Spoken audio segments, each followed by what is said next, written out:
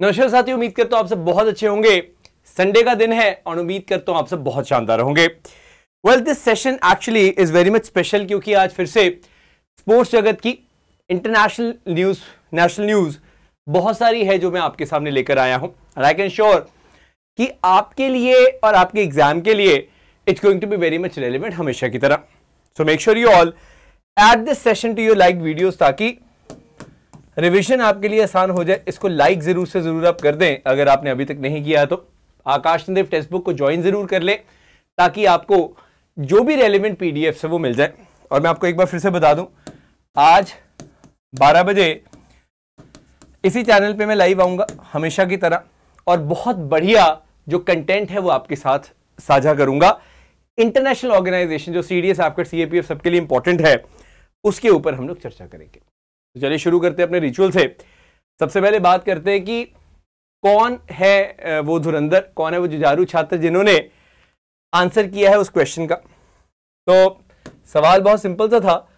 European space agency के बारे में मैंने पहले पूछा था कि भाई कौन सा टेलीस्कोप है जो न्यूज में था। That is of course Euclid space telescope. और यहाँ पे डार्क जो मैटर की बात करते हैं उसके बारे में पूरी बात की गई थी। On top of that arc D Triumph जो है वो मॉन्यूमेंट है पेरिस का, जो पिक्चर में दिखाया गया था। ये आंसर दिया है अभय ने, Amit, Rao Ranaut, Paresh, then we have got Anita, नोटवर्दी, जितेंद्र, जयदीप, गौरव, गोराजन, Divyang Batra, Prasenjit, Nishant, Shivendra, then we have got Shashank, Girdhari, Samadhan, Aryan, Kajal, Pankaj, Prince, गुडा एंड उदय सिंह। बहुत लोगों ने आंसर दिया है, वेरी गुड। इसी तरह से अपना जोश जो है वो मेंटेन रखें और इससे मुझे भी पता चलता रहता है कि कौन ज्यादा इन्वॉल्व है यहाँ पे पूरे के पूरे प्रोसेस में। सो मेक श्योर अगर अभी तक आपने अपने फ्रेंड्स के साथ इस सेशन को शेयर नहीं किया है तो वो जरूर कर दे so that they can take full advantage of this session. शुरुआत करना चाहूंगा एक बहुत बड़ी न्यूज से, जो कि साल में 4 बार ये इवेंट्स होते हैं और इस बार का जो विंबलडन है जो कि यूके में हुआ है उसके विनर के बारे में मैं आपको बताना चाहूंगा।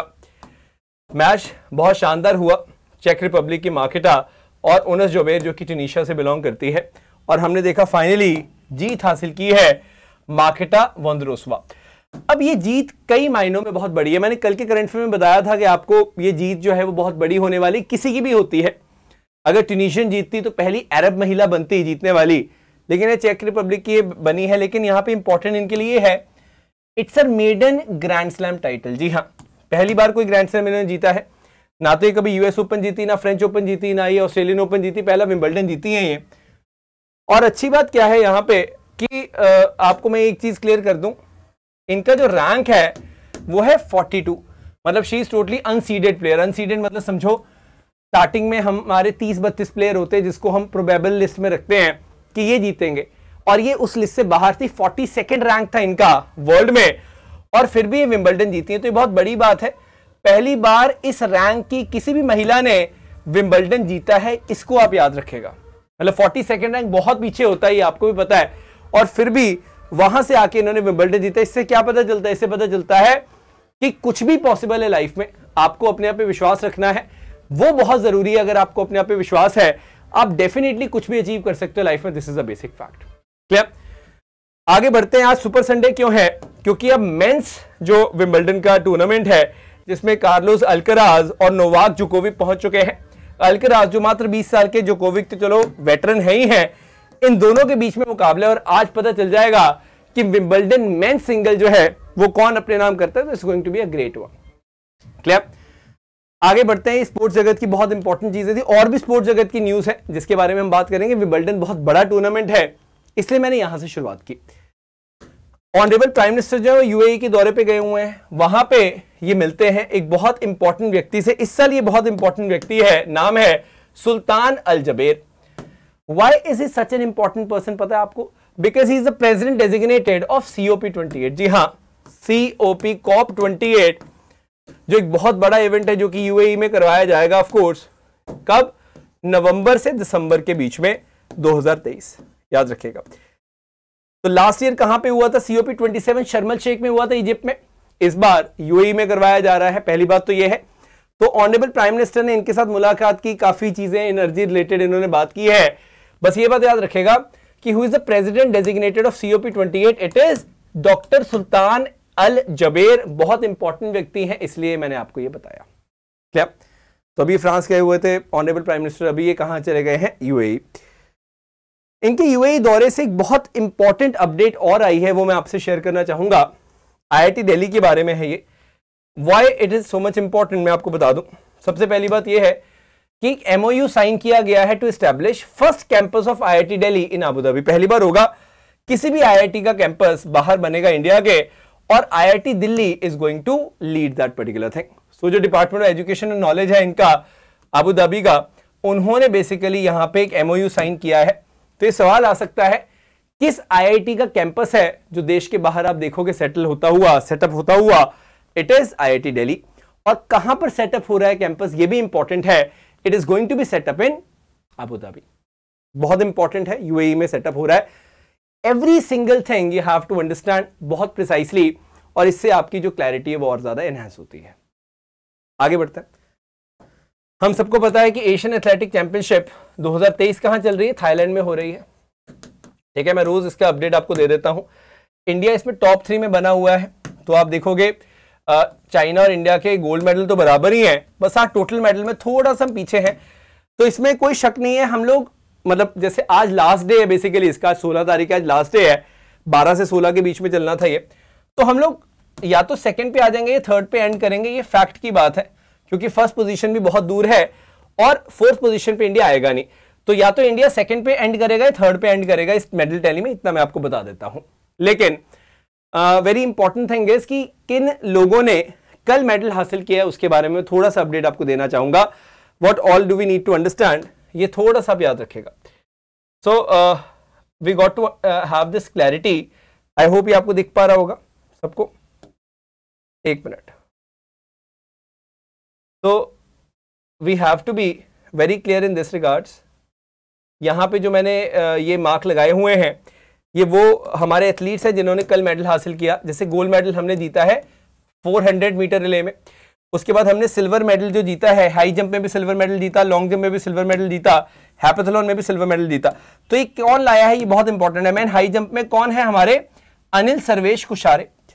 और लॉन्ग जंप कौन कर रहे हैं? मुरली श्रीशंकर। अब ये तो आपको पता होना चाहिए, नाम इनका बहुत फेमस है। तो कई बार एग्जाम में ये क्वेश्चन आता है कि मुरली श्रीशंकर क्या करते हैं, long jump, high jump, heptathlon, ये क्या है? तो आपको पता होना चाहिए कि Murali Sreeshankar is associated with long jump. ऐसे आपको क्वेश्चंस आते हैं। एंड ऑफ कोर्स यहाँ पे संतोष कुमार जो है, इन्होंने 400 मीटर हर्डल में ब्रॉन्ज मेडल हासिल किया। तो ये कुछ कुछ व्यक्ति बहुत इंपॉर्टेंट, जैसे जितेंद्र पाल सिंह टूर, ये आपको एग्जाम में आ सकते हैं, शॉर्ट पुट को ये करते हैं, रिप्रेजेंट करते हैं, वेरी इंपॉर्टेंट दैट इज। जैसे हमने सर्वेश कुशारे की बात की, मुरली श्रीशंकर, तो ये बस याद रखेगा। कल हमने पहले हमारे पास 9 मेडल थे, ये 5 मेडल और ऐड हो गए, तो मेडल हमारी टैली कहां तक पहुंच गई? 14 तक पहुंच गई। अब देखना है कि लास्ट डे में क्या बात बनती है। तो हो सकता है हम लोग चाइना को बीट कर दें, we have to see that. But ये बहुत इंटरेस्टिंग है कि इंडिया टॉप 3 में बना हुआ है इस पूरे मुकाबले में। बेसिक चीज पता चल गई। मैं प्रॉपर एनालिसिस आपको दे रहा हूं ताकि आपको क्लैरिटी मिल जाए। नेक्स्ट हम लोग बात करते हैं बेटे, वेरी इंपॉर्टेंट थिंग। ऑस्ट्रेलिया में एक बहुत बड़ा, मैं इसको रेवोल्यूशनरी डिसीजन बोलूंगा। रेवोल्यूशनरी डिसीजन ये है कि रिजर्व बैंक ऑफ ऑस्ट्रेलिया जो उनका सेंट्रल बैंक है, जैसे हमारा RBA वैसे उनका RBA है, RBA।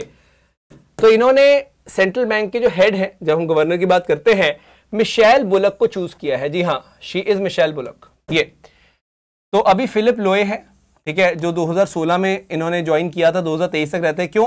क्योंकि इनकी 7 ईयर्स की टर्म होती है, ये बात याद रखिएगा। ये बहुत इंटरेस्टिंग है।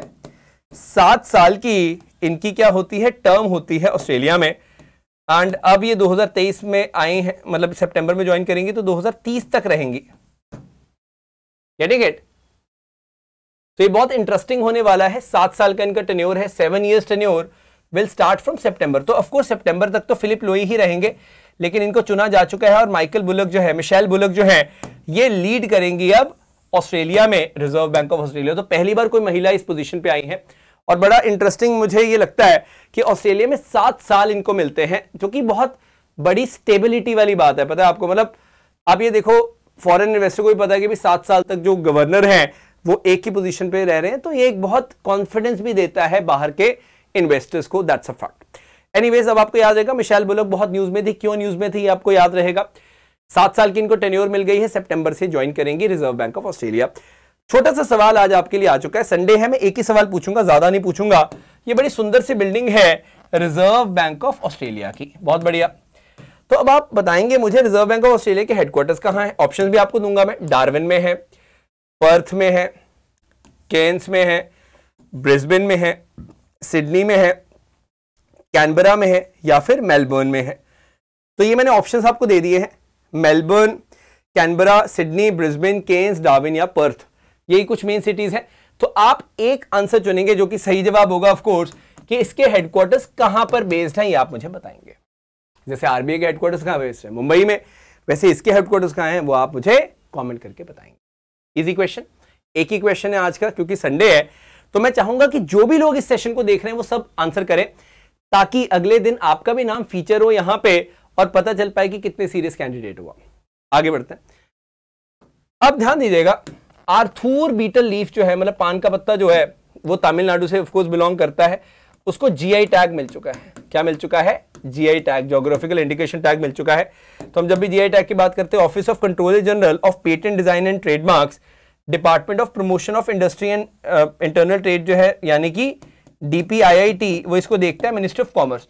तो आपको सिर्फ इतना पता होना चाहिए कि जो जीआई टैग्स हैं, मिनिस्ट्री ऑफ कॉमर्स उसकी देखरेख करता है, किसको देना है। या आप देख सकते हैं government of India, very very important, geographical indication registry जो चेन्नई में बेस्ड है, वो बेसिकली यहां पर इसको देता है। ज्योग्राफिकल इंडिकेशन गुड्स जो एक्ट है 1999 का, उसके तहत ही होता है। तो इस चीज को थोड़ा सा नोट कर लेना, very important this act is gonna be, क्योंकि एट टाइम्स ये होता है कि मतलब they will ask you a simple question और उसी को अगर आप नहीं बता पाते तो यहां पे कई बार प्रॉब्लम होती है। तो ये आप थोड़ा सा अंडरस्टैंड इसको करिएगा। मैं यहां पे मतलब एक सिंपल सी बात बताना चाहता हूं, हालांकि a lot of people do know that, but still कई बार एक बात आती है तिरूर बीटल लीव्स की, क्योंकि यहां पे कंफ्यूजन जरूर करवाएगा एग्जामिनर आपको। तो मैं यहां पे बता देता हूं आपको, तिरूर, नहीं तो मैं ये क्वेश्चन देना चाहता था आपको, बट मैं आपको बता देता हूं, betel leaves, Tirur betel leaves जो है रिसेंटली, मतलब रिसेंटली के 1-2 साल हो गए हैं, वो केरला से है, इसको भी जीआई टैग मिल चुका है। तो अब क्वेश्चन आ सकता है ना कि तिरूर बीटल लीफ कौन सी स्टेट की है, ऑथूर बीटल लीफ कौन सी स्टेट की है, इसमें कंफ्यूजन क्रिएट किया जा सकता है। तो आप याद रखेंगे कि तिरूर बीटल लीफ जिसको जीआई टैग मिला था, आई थिंक 2020 में मिला था, 2-3 साल हो चुके हैं, it is from Kerala end of course this is from Tamil Nadu. ये जो हमने बात की है यहां पे ऑथूर बीटल लीफ, सो ये प्लीज आप याद रखना, बहुत इंपॉर्टेंट चीज है ये। सॉर्टेड, आगे बढ़ा जाए। चलिए, यशस्वी जायसवाल, इनको कौन नहीं जानता। तो इन्होंने ना सिर्फ डेब्यू किया टेस्ट में, बल्कि टेस्ट में डेब्यू तो किया इंटरनेशनल वेस्ट इंडीज के खिलाफ, और इन्होंने अपनी 100 भी यहां पर हिट कर दी। तो he has scored more than 150 run, I think 171 run इन्होंने स्कोर किए थे। तो एक लंबी लिस्ट है वैसे इंडियंस की जिन्होंने टेस्ट मैच में, पहले मैच में ही 100 हिट की है। उस लिस्ट में ये भी ज्वाइन कर चुके हैं, that actually is a big deal. So Yashasvi Jaiswal is one of the Indian cricketer, Indian batter जिन्होंने पहले ही मैच में सेंचुरी हिट कर दी है टेस्ट मैच में, वेस्ट इंडीज के खिलाफ ही हुआ था, आई थिंक आपने सुना होगा। अच्छा, एक ना कैंपेन है बहुत शानदार, इसका नाम है गजकोथा। तो it has been initiated of course in Assam, जो कि HEC है, ह्यूमन एलिफेंट कन्फ्लिक्ट है, बढ़ते जा रहे हैं, वो बहुत ज्यादा इंपॉर्टेंट है। तो आप याद रखिएगा, सबसे पहली बात यह है कि ह्यूमन एलिफेंट कन्फ्लिक्ट बहुत ज्यादा बढ़ रहे हैं। हमने देखा है कि 1000 से भी ज्यादा जो इंडिविजुअल्स हैं वो इसमें इन्वॉल्व हुए हैं, ताकि हम लोग क्या कर पाए, लोगों को एजुकेट कर पाए उनके बिहेवियर के बारे में, कैसे उनकी इकोलॉजी को बचाना है। तो इसीलिए हमने क्या देखा है कि एनजीओ है आर्यनक करके, उसने क्या किया, ब्रिटिश एशियन ट्रस्ट जो है, असम फॉरेस्ट डिपार्टमेंट है, सबके साथ मिलके इस कैंपेन को चलाया है। तो इसलिए कैंपेन इंपॉर्टेंट हो जाती है। कैंपेन है गजकोथ, ये आप याद रखिएगा। सो गजकोथ इज द कैंपेन जो कि यहां पर चलाई जा रही है, वेरी इंपॉर्टेंट, असम में। और आप देखोगे असम में बहुत सारे एलिफेंट्स हैं, and that is the reason आपको ह्यूमन एलिफेंट कन्फ्लिक्ट देखने को मिलेगा। एलिफेंट का भी ये है कि भाई कई बार कोई ऐसा उसका मतलब होता है कि सामने ह्यूमन आया, वो अटैक कर देता है, तो जानवर ही है। तो आप एक चीज याद रखिएगा कि भाई मतलब यहां पे हमें एटलीस्ट पता हो कि किस प्रकार से इसको मिटिगेट करना है, that is very very important. So we have to be understanding this very point. और एक चीज आप याद रखना, जैसे कर्नाटका है, असम है, यहाँ पे तो बहुत ज्यादा एलिफेंट्स हैं, मतलब that's something you have to understand. इसीलिए आपको एलिफेंट कन्फ्लिक्ट भी बहुत ज्यादा देखने को मिलेगा। मैं बता देता हूँ, जैसे कर्नाटका में तो बहुत है, फिर देन असम आता है, इवन केरला है। तो ये कुछ ऐसी स्टेट्स हैं जहाँ पे एलिफेंट्स भी बहुत हैं, और जहाँ पे एलिफेंट ज्यादा है वहाँ पे डेफिनेटली ह्यूमन एलिफेंट कन्फ्लिक्ट तो आपको देखने को मिलेगा ही, सिंपल सी बात है। तो तमिलनाडु उड़ीसा में भी है, बट टॉप पे आप ये देखोगे, क्योंकि कर्नाटका में तो आई थिंक 6000 से भी ज्यादा है। सो यू हैव टू बस अंडरस्टैंड दिस थिंग कि कर्नाटका, असम और Kerala, these are the top 3 elephant populous states which we have to understand. Clear है जी? गजकोथा की हम बात करते हैं। अभी थोड़ा टाइम हो गया है, लेकिन KVIC जो है, खादी विलेज इंडस्ट्री कमीशन, उसने प्रोडक्ट रीहैब को भी इंट्रोड्यूस किया था, है ना। तो रीहैब जो है वो भी प्रोजेक्ट किसके लिए था? ह्यूमन एलिफेंट कन्फ्लिक्ट को ही रोकने के लिए था। उसमें बी हाइव्स को यूज किया जाता था इस चीज को रोकने के लिए। एनीवेज, आज 16 तारीख है, कल एक बहुत बड़ी रिपोर्ट आने वाली है। मैं पहले ही बता दूं, एक्सपोर्ट प्रिपेयर्डनेस इंडेक्स जो है वो आने वाला है 17 तारीख को, तो उसके लिए तैयार रहे। बहुत शानदार तरीके से नीति आयोग इसको तैयार करता है। They will focus on policy pillars, business ecosystem, export performance, हर चीज के ऊपर फोकस किया जाता है इस रिपोर्ट के द्वारा। So I hope you've enjoyed this session like always. Sunday है, मैं बहुत ज्यादा बर्डन नहीं डाल रहा। एक क्वेश्चन मैंने पूछा, उसको आंसर जरूर करिएगा। और मैं आज 12 बजे आपसे मिलने वाला हूं, क्योंकि हमने इंटरनेशनल ऑर्गेनाइजेशंस पढ़नी है बहुत शानदार तरीके से, along with the headquarters. So it's going to be a great session. 12 बजे लाइव मुझे जरूर जुड़िएगा इसी प्लेटफॉर्म पे। Of course we are going to do that. Aakash Dev text book को ज्वाइन जरूर करो, और इस सेशन को मैक्सिमम शेयर कर दो अपने सभी ग्रुप्स में, so that every person is going to have a clear cut idea about today's current affair। चाहे वो संडे है, लेकिन करंट अफेयर आपका कभी रुकता नहीं। एग्जाम स्पेसिफिक करंट अफेयर है, बहुत इंपॉर्टेंट करंट अफेयर है। Thank you so very much, have a great Sunday everyone. जय हिंद, जय भारत।